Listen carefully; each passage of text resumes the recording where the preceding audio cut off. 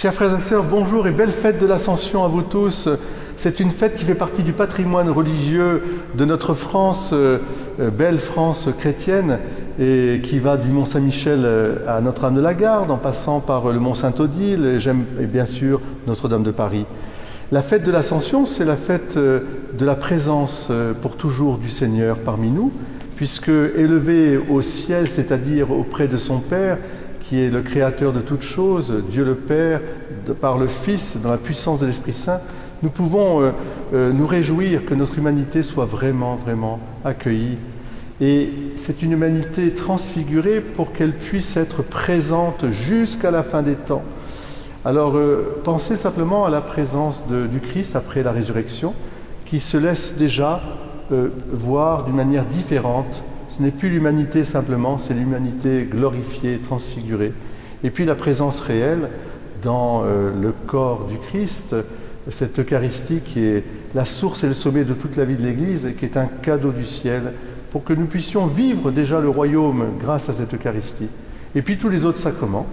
Pensez aussi à la parole de Dieu qui est toujours vivante. Vous voyez donc, quand le Christ monte au ciel, ce n'est pas pour se perdre là-haut dans quelques galaxies, c'est au contraire pour nous montrer que la création tout entière est habitée par la présence de Dieu et que nous en serons les témoins en portant cette présence d'un Dieu qui est amour et qui sauve le monde et qui lui donne vie, maintient la vie, soutient la vie.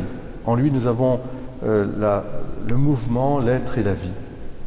Une petite pensée aujourd'hui aussi pour la France, endeuillée par ces lois qui n'en sont pas et qui font peu de cas de la vie.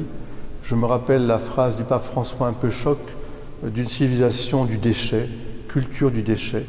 Bien, nous sommes là pour témoigner au contraire de la dignité de la personne humaine depuis sa conception jusqu'à sa fin, de l'accompagnement de ces personnes avec tous les soins médicaux qui sont nécessaires pour que la souffrance soit atténuée, diminuée, voire même supprimée, mais pour que la personne puisse vivre sa mort et pour que la mort s'ouvre à la vie. Et c'est la même chose que pour les enfants. Alors, de grâce que nous puissions aussi porter ce souci de la vie, ce souci aussi, je dirais, du respect de la création et du Créateur. Et puis, une pensée pour justement d'affection et d'amour pour toutes celles et ceux qui entourent nos malades, qui les accompagnent.